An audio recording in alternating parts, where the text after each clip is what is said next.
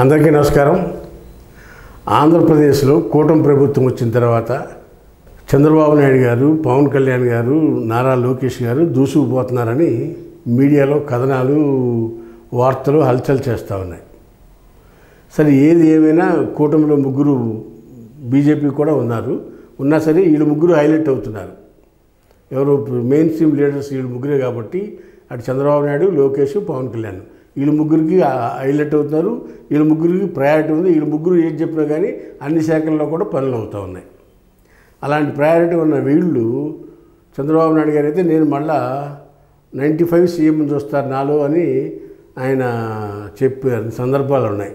ఏమని, నేను మళ్ళా 1995లో ఎలా ఉన్నాను అట్లా ముఖ్యమంత్రిగా ఉంటాను, ముఖమాటం పడను, నిక్కచ్చిగా వ్యవహరిస్తాను, ప్రజా సమస్యల పట్ల అలసత్వం వహిస్తే అధికారులు కానీ ఎమ్మెల్యేలు కానీ మంత్రులు కూడా ఒప్పుకొని అనేక సందర్భాలు హెచ్చరికలు చేసే సందర్భాలు ఉన్నాయి. అయితే ఇటీవల ఆయన మంత్రివర్గం మీద, ఆయన 124 మంది ఎమ్మెల్యేల మీద, కూటమి ఎమ్మెల్యేల మీద సర్వే నిర్వహించారు. ఈ సర్వేలో 80 మంది కొత్త ఎమ్మెల్యేలు ఉన్నారు. 24 మంత్రివర్గంలో ఉంటే 18 మంది కొత్త వాళ్ళు ఉన్నారు. ఈ కొత్త వాళ్ళ మీద ఏ రకంగా ఉంది ప్రజాపై అంటే, ఈ కొత్త ఎమ్మెల్యేలందరూ కూడా వ్యతిరేకత మూట కట్టుకున్నారు, మంత్రులు కూడా మూట కట్టుకున్నారు. అంటే ఇక్కడ ఎవరు దందాలు వాళ్ళు చేస్తున్నారు.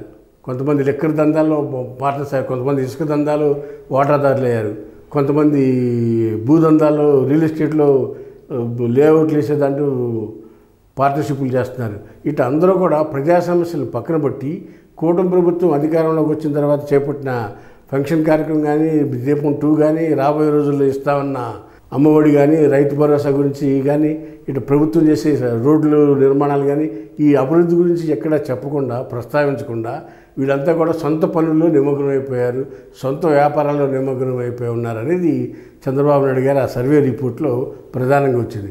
అందులో 50 మంది ఎమ్మెల్యేలు ఇవాళ ఎలక్షన్ పెడితే గెలుస్తామనే నమ్మకం లేని పరిస్థితి ఉందనేది చంద్రబాబు నాయుడు గారు అందరికీ శుద్ధిమెత్తంగా వార్నింగ్ ఇచ్చేట్టు మనకి అందుతున్న సమాచారం.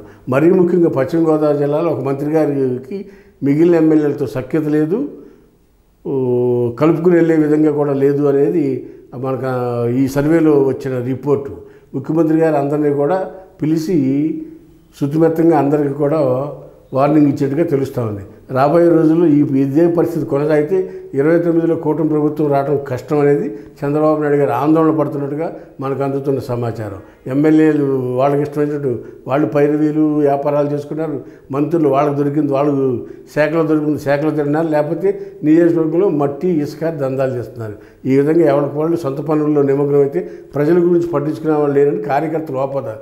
అది మరీ ముఖ్యంగా ఇటీవల ఒక కార్యకర్త మినీ మహానాడు పాయిజన్ తాగాడు, పార్టీలో వాళ్ళకి ప్రయారిటీ ఇవ్వట్లేదని చెప్పి. ఇలాంటి పరిస్థితి తెలుగుదేశం కూటమిలో జరుగుతూ ఉంది. 29 ఎలక్షన్లో మనకు కష్టమేమోనని ఆందోళన పడతారు కొంతమంది నాయకులు, కార్యకర్తలు. ఇప్పటి నుంచి కూటమి నాయకులంతా కూడా డబ్బుకి, వ్యాపారాలకి ప్రయారిటీ ఇస్తారు తప్పితే ప్రజా సేవకి, సంక్షేమానికి, ప్రజల సంక్షేమానికి, ప్రజలకు సర్వీస్ చేయడానికి ఎవరు కూడా ప్రయారిటీ ఇవ్వట్లేదు అనేది ఈ సర్వేలో ప్రధానంగా అందింది. ఇందులో 50 మంది ఎమ్మెల్యేలు గెలవరని చంద్రబాబు నాయుడు గారు టేబుల్ మీద రిపోర్ట్ ఉన్నట్టుగా మనకు అందుతున్న సమాచారం. వేసి చూద్దాం రాబోయే రోజుల్లో ఇంకెన్ని మార్పులు వస్తాయో. హాయ్ ఫ్రెండ్స్, మా ఫ్యూచర్ టుడే ఛానల్ చూస్తున్నందుకు చాలా థ్యాంక్స్. మరిన్ని లేటెస్ట్ వీడియోస్ కోసం వెంటనే సబ్స్క్రైబ్ చేయండి. అలాగే ఈ బెల్ని కూడా రింగ్ చేసేయండి. మా లేటెస్ట్ వీడియోస్ నోటిఫికేషన్స్ అన్నీ మీ మొబైల్లో వస్తాయి. మా వీడియోస్ మీకు నచ్చితే లైక్ చేయండి, షేర్ చేయండి, నచ్చకపోతే కామెంట్ చేయండి.